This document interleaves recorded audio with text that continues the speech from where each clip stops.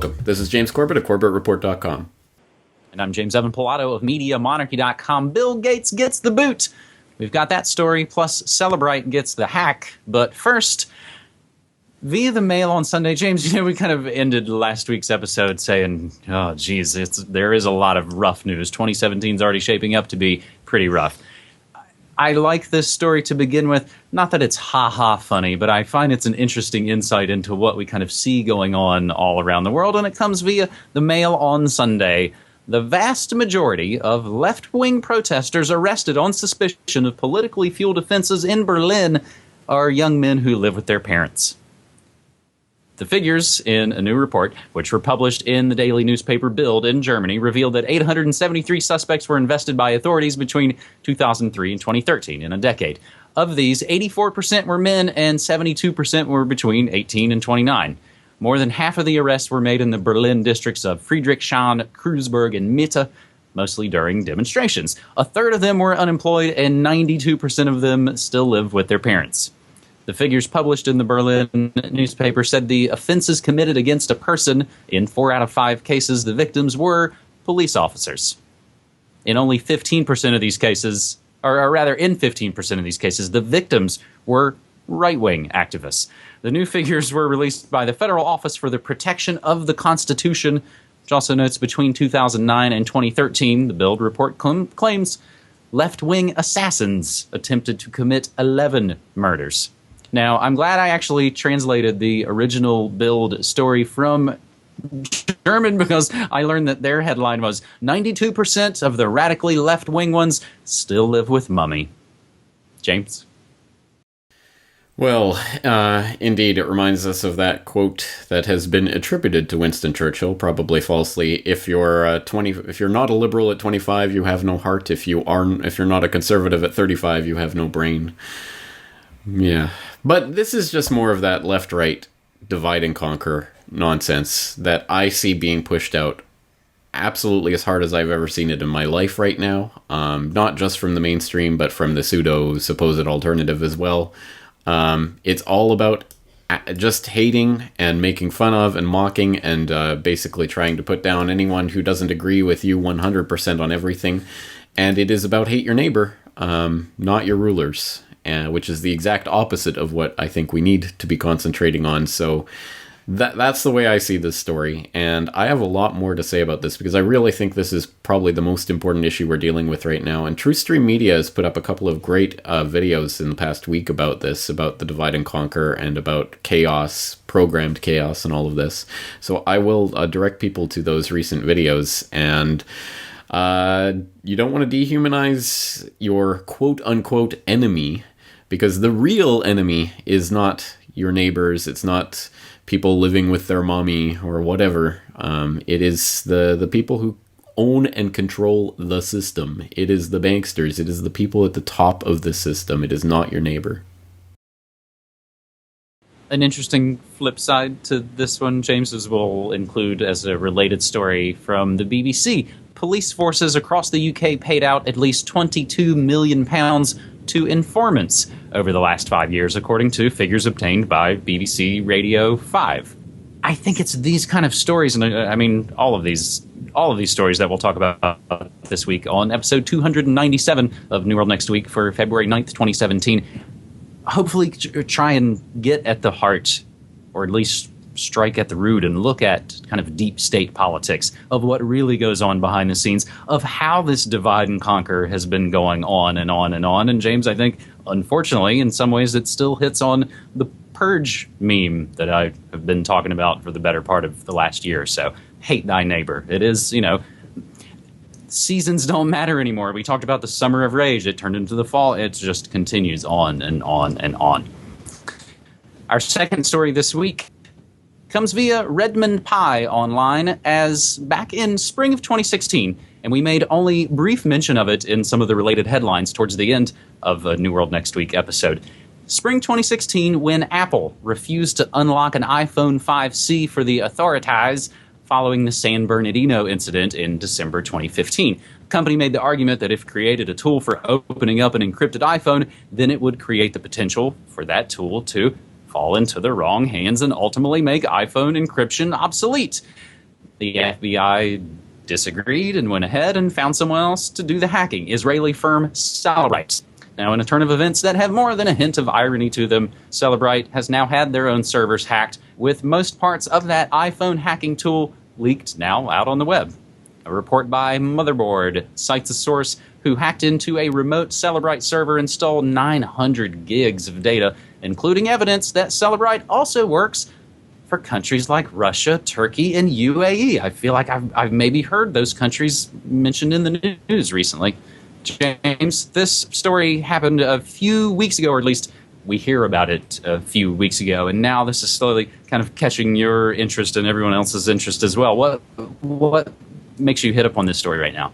Well, I think this is just particularly interesting given that we've just now seen the confirmation of Jeff Sessions as Attorney General, and as people know who are watching my recent interviews, like the one with Derrick Broze, where Jeff Sessions has talked about the need to put backdoors into things, and who is very much a supporter of the iPhone incident that we saw last year with the San Bernardino thing and the U.S. government trying to get Apple to force the door open. Of course, we now know they went with Cellebrite to so they didn't have to force it legally. But this is exactly why you do not want to put backdoors into software or hardware so that the government can have their backdoor access, is because that access will be discovered by others. And now it's out there. It's out in the wild. So this super secret way that the government was able to unlock iPhones, hey, now it's out there, and presumably out there on the black market, and will be used by criminals. Surprise, surprise, surprise of absolutely no one. This is why you do not want to purposefully weaken security. This is why it is so dangerous. So I will direct people back to my conversation with Derrick Broze about Sessions and about the war on encryption that I think is going to be another one of the main themes of the incoming Trump administration. And you just said Sessions got confirmed. I mean, he just got confirmed mere moments ago, pretty much as we were sitting down to tape this episode. 2 points, James, I want to include right here. I covered this story back on January 17th on my morning show. I do a daily morning show that I broadcast live. Israeli phone hacking firm Cellebrite confirms information security breach. And another one that goes along with this, I actually talked about this very morning, but I'll include a link in the show notes to a clip from that episode this morning. Ohio man's pacemaker data betrays him in arson insurance fraud case. It's a really interesting story about, obviously, a guy tries to burn his house down, but the data on his heart says a different story about what may have actually happened. I think it goes along with that story of the hot tub smart meter data being used as evidence in a murder trial. And these are the stories now of, James, things that we've talked about for 7+ years on New World Next Week, have not only grown and hatched, it's sort of they're having their offspring, and we're seeing these stories now play out in court, and they even become just sort of part of the mundane background, and of course it's also massively precedent setting as well. So I'll plug myself with both of those Morning Monarchy links. As another thing we noted, James, last week was pretty depressing end. Some bit of good news, as I did not do a Good News Next Week episode this week. Gates Foundation mission shut down in India for their big pharma ties. And we grabbed this via India Times. India has shut down Bill and Melinda Gates Foundation on a critical national health mission and possible conflict of interest issues arising from the foundation's ties with pharmaceutical companies being just one of the reasons. All financial ties of the country's immunization advisory body with the Gates Foundation have been cut off. India Times has learned that the government's decision was informed by, among other factors, arguments from senior medical professionals centered around conflict of interest issues.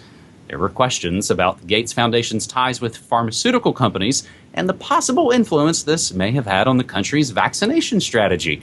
Global Policy Forum raised some of these concerns in a study from December 2015 called Philanthropic Power and Development, Who Shapes the Agenda? It cautioned on the growing influence, whether sought or unsought, of the large global philanthropic foundations, especially the Bill and Melinda Gates Foundation, on political discourse and agenda setting. A lot of times it's kind of like whack-a-mole with eugenics-obsessed so-called elites like the Gates Foundation, but we'll take a good whack on them, James. Yeah, exactly right. I mean, let's take this when we can get it. I'm not sure it exactly spells the end for Gates's immunization plans, but at any rate, it is an interesting move. And I would like to think this is part of that kind of dominoes that we've seen with Kazakhstan stripping U.S. aid workers of diplomatic immunity, and then China passing laws regulating NGOs, and then Russia declared the National Endowment for Democracy an undesirable NGO. India placed the Ford Foundation on a security watch list. All of this happened in the last couple of years. I wrote an article about this at the time back in 2015 called Beware Americans Bearing Gifts, NGOs as Trojan Horses. That I will put in the show notes so people can read through about that. But I think it is, I mean, it's obviously, I'd like to think it's part and parcel of that. And yet, I know that it's not like there's any love lost between Narendra Modi and Bill Gates. In fact, Gates was in town visiting Modi and the top-ranking Indian parliamentarians in the very week of the demonetization, and he was praising it and saying how, this will springboard the India into the new fintech revolution and blah blah blah. So I'm not sure this is necessarily directed at Gates per se. I think there may be obviously different organizations that are involved in putting pressure on the government to try to dissociate themselves with the Gates Foundation for a number of reasons. And as you say, let's take it for the victory as it is, but it's obviously not the final victory. You make so many good points there, and I think just maybe the closing note on all of this that goes through the stories of the informants and the divide and conquer and the hacks and all of it. There's 4D chess going on. It's complicated. There's not a unified field conspiracy theory, and everything is all kind of connected. 4D chess going on, and essentially they want us to all kind of just play checkers and think it's all that simple and that it is just kind of black and white. So in closing, all I'll say is, James, you and I both have Patreon accounts. We are completely listener-supported, non-commercial alternative media outlets. We're on Patreon, and we got Bitcoin, and we will continue to do that work like we've been doing. Yes, we will. I'm looking forward to it again next week. Thank you.